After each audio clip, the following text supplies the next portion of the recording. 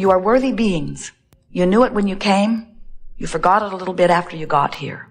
You are creative genius. You knew it when you came. You forgot it a little bit after you got here. You are free. You knew it when you came. You've forgotten it a little bit after you got here. You are pure positive energy, and you want that, and nothing less than that will ever be tolerable. In other words, you can't stand it when your freedom is impeded in any way. So you were born with an emotional guidance system. You were born with a system of emotion that lets you know what you're doing vibrationally. And on one end of this vibrational scale are feelings like exhilaration, passion, love, joy, appreciation, pure positive feelings. And the reason they feel the way they do is because in the feeling of them, you're focused upon something where you are giving to yourself the gift of perception of absolute freedom. Now, we use the word perception of freedom very deliberately because you are absolutely, unequivocally free. You are so free you can choose bondage. But the perception of freedom is what is necessary because no one is not free. No one can vibrate for anyone else. No one can get inside of you and offer a vibration that equals your point of attraction. Only you can do that. So since only you can do that, you are utterly free. But unless you know you are and you are applying your thoughts deliberately, then you don't feel so free. And when you don't feel free, it isn't because you aren't free. It's because you are perceiving that you are not free, even though you're really free. So up here in those good feeling emotions is the perception of absolute freedom and empowerment. On the other end of the scale, down there where despair is, down there where that feeling of desperation is, where that feeling of depression is, or fear, they all feel pretty much the same. They are vibrationally nearly equivalent. It's the perception of disempowerment. It's the perception of not being free. You never are not free. But when you don't think you're free, you feel rotten. So your goods, your legacy, your deserved stuff is lingering out there, clearly yours, eternally yours. No one else can snatch it. It's yours. No one else created it. It's uniquely, vibrationally encoded with you. It's yours. But whether you let it in or not is clearly and only up to you. You never set your radio dial on 6:30 a.m. and expect to hear what's being broadcast on 98.6 FM. You get that. You know the frequencies have to match up. And this is no different. The frequency of your desire and the frequency of your in the moment, right now, point of attraction, vibrational offering has to match. And when you are irritated that you don't have enough money, the money that is yours can't get in. Your irritation is not keeping it away.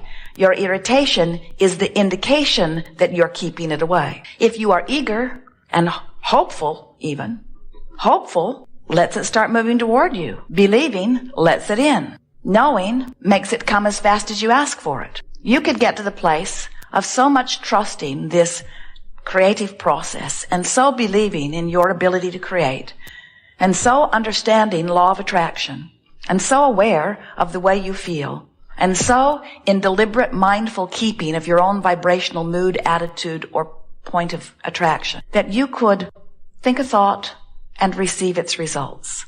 Think a thought and receive its results. And in fact, you are doing just that. You are thinking thoughts and you are receiving the results of those thoughts. So what you're living, what's manifesting, matches precisely every single time, no exception, what you are outputting vibrationally. When you ask, you are asking from your unique vibrational position and source answers precisely. So now you've asked and source has answered. But now your real work begins. And that is, you must find some way of managing the vibration of your being so that you match the signal that you have put out there that's being held in vibrational escrow. If you're sick, you're asking for wellness. And Source knows it and is answering it and is providing circumstances and events, even adjusting the cellular nature of your body in order to accommodate your new desire. But if you are beating the drum, every day you get up, you say, I don't have enough money. Money doesn't grow on trees. It's not fair that I don't have enough money. How come I don't have enough money? Look at him. He's got more money than he needs. Your vibration doesn't match what's being held for you in escrow because that is a pure positive vibration. And in your attitude of negativity or lack, you're not lining up. We call this gathering the art of allowing. And what it really means is the art of allowing your connection to your source. The art of allowing your vibrational alignment with the well-being of this universe. The art of allowing vibrational alignment with all that you consider to be good. Sometimes people misunderstand. They think allowing means looking out somewhere into their environment, finding some ridiculously awful, abhorrent thing, and then tolerating it or putting up with it. Being a doormat, just taking whatever anybody gives. Allowing is about feeling. Allowing is about vibration. Allowing is about alignment. Now, of course, in the strictest sense of the word, if you are focused upon something you don't want and feeling negative emotion as you focus upon it, you are, in strict terms, allowing this unwanted thing into your experience. But when we use the term allowing, we always mean allowing your connection to that which is really you, allowing your connection to source and to the resources of well-being that are your right. You are enjoying the expansion of your desire. What? It does expand, doesn't it? Continually, constantly. Constant amending of desires. Constantly standing in a place with all that you have become, with a fresh new perspective from which you will continue to become. And the contrast that surrounds you is a perfect vibrational match for your unique, specific, leading edge position. Do you know that there is not another who stands in precisely the place that you stand? So the desires or preferences that are born within you from this place that you are currently standing are uniquely yours. No one else could accurately counsel you or guide you, for no one else could accurately assess the vibrational mix of the place where you stand right now. So the contrast that you are surrounded by, enveloped by, living, attracting, your contrast, is producing for you a unique perspective from which you desire, and you cannot turn that mechanism off. You cannot cease new preferences exuding from you. They are happening on many levels of your being. Some, consciously, you are vocally saying, I want, or I desire, or I need such and such. But many of them are just radiating from you, even without any words accompanying them, and they are all radiating from you vibrationally. Now, sometimes you're living some contrast. Let's say you open the mailbox, there are several large bills, and when you compare what's in your checkbook with what's being requested, you realize there isn't enough, not enough to be comfortable and have the extra that you want. And in that moment, even though it may feel extremely or moderately or mildly negative to you, in that moment, you radiate a desire, a preference. I want, I need, I'd like more money. So whether you say it or not, it emanates from you. Source hears it, agrees with you, lines up circumstances and events to accommodate you. No matter how much you want or need or prefer, there are no limits. Your experience causes you to ask, and Source lines it up. And Source does not line up more than you want or need or are asking for, or less, but exactly what you are wanting, needing, asking for. So we'll be talking a lot today about this emotional scale. And we want to show you how you can, with far less effort than it would require for you to learn QuickBooks on your computer, you can manage your own vibrational frequency. Because you were born with an emotional guidance system that lets you know how you're doing. It's really important, however, that you understand that this emotional guidance system is yours and that it's not hooked in with anybody else's. And you must decide early on that you're not going to compare how you feel with how anybody else feels, because the vibration within you cannot be regulated or even understood by the vibration of someone else. You can't ask someone else how they feel about something, and then just because they feel that way, immediately begin feeling that way too. Now, we acknowledge that there is this thing called power of influence, where they can demonstrate things to you and you can observe their demonstration, and in time you can begin to feel similarly. You do that all the time. And the law of attraction is helping you with that. In other words, whatever you are feeling, however you are feeling, is causing you to offer a vibration, and law of attraction is causing those same kinds of things to surround you. So it's easy for you to look around your environment, no matter how up close or how far around the world it is.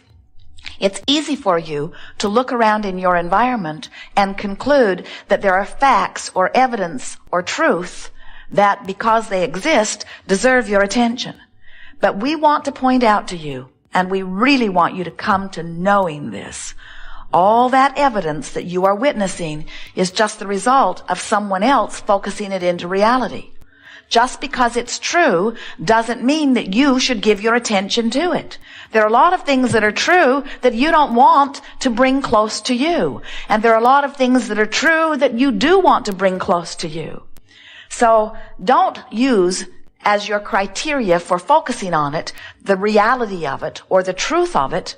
Use how it feels when you focus upon it as your criteria of whether you want to focus upon it long enough to activate it in your vibration enough to make it your point of attraction. Focus is a powerful word. In fact, it is the most powerful word in relationship to deliberate creation, in relationship to creation in general. In other words, you're creating all the time, whether you're doing it deliberately or not, because you're focusing all the time, whether you're doing it deliberately or not. You can't stop focusing. You can't stop perceiving. When you're remembering, you're focusing. When you're observing, you're focusing. When you're imagining, you're focusing. When you're pondering, commenting, whenever you're giving your attention to anything, past, present, or future, you're focusing. And if you're focusing, you're activating a vibration that has attraction quality. So when you activate a vibration, law of attraction is going to respond to your activated vibration and bring you thoughts, bring you circumstances, bring you other people that match that vibration. If you focus often enough, that activated thought will become a dominant activated thought. That's really all a belief is. A belief is just a thought you keep thinking. But when we say a belief is a thought you keep thinking, that makes it sound like you're deliberately thinking the thought. In other words, when you say, I'm thinking about something, most of you think that when you're thinking about something, that you're deliberately thinking about something. And we want you to realize that you're thinking about a lot of things that you don't really want to think about. So you may be activating things in your vibration that you would not necessarily want to attract into your experience. Now, don't panic. You have huge leeway. Sometimes we see our friends say, cancel, cancel. They try to suck it back before law of attraction gets hold of it and starts bringing it to them. And we want you to understand that you have enormous leeway, that the basis of your experience is truly one of well-being. And it's great fun to get out there and mix it up and think some thoughts. And in the process of thinking and feeling and thinking and feeling, honing and fine-tuning and then deciding what you want to think about. And then practicing the thought until that thought becomes easy. And then watching the manifestations begin to surround you as you've thought that thought. And then find your new place, because now you've manifested all kinds of things and you have a new vantage point. And now the contrast gives you an opportunity to mold new thought. Think and feel, think and feel, think and feel. And then decide, this feels better than this. I think I will deliberately think here. And then watch as you activate that thought more deliberately until it becomes a dominantly activated thought. And then law of attraction causes things to actualize around it. And now you're standing in yet another new, wonderful place. And then the contrast is there again, and you're thinking, feeling, thinking, feeling, thinking, feeling, thinking, feeling. This is the way you mold the clay. The energy that creates worlds is the clay that you are molding.